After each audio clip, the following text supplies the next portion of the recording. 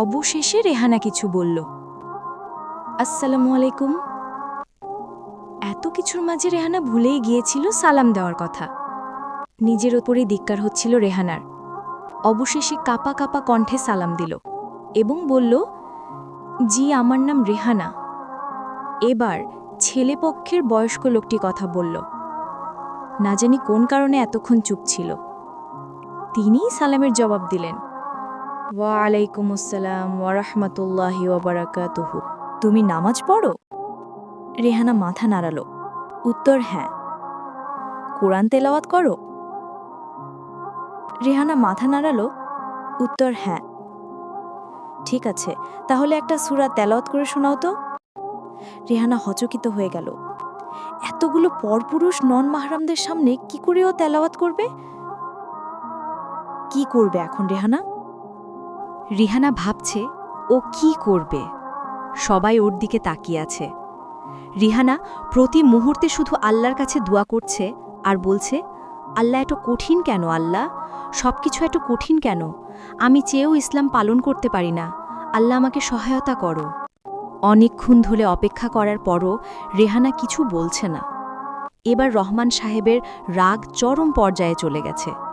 রহমান সাহেব ভাবছে, কোরআন তেলাওয়াত করতে বলছে, রেহানা করছে না কেন? ওকে তো আর বেপর্দা হতে বলেনি। এত ধার্মিক, সারা দিন কোরআন নিয়ে পড়ে থাকে, সামান্য সূরা বলতে পারছে না। কিন্তু রহমান সাহেব তো জানে না আল্লাহর হুকুমের ব্যাপারে। আল্লাহ তাআলা নন মাহারামের সামনে মিষ্টি কণ্ঠে কথা বলতে যে নিষেধ করেছে। আল্লাহর রহমতে হঠাৎ করে শাওনের বন্ধুর ফোন আসে।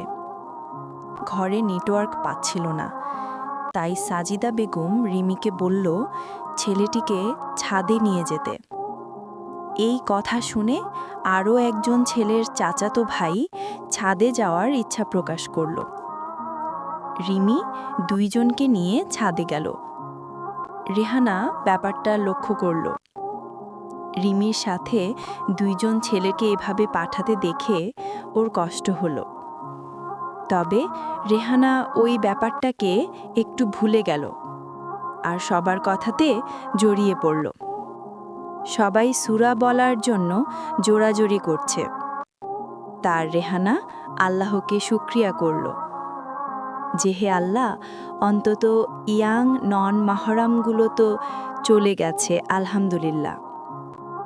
তারপর রেহানা কোনো উপায় না পেয়ে সূরা আর রহমান তিলাওয়াত করল। বেশি না, কয়েক আয়াত পড়তেও সবাই তালি দিল। কোথায় সবাই মাশাআল্লাহ বলবে,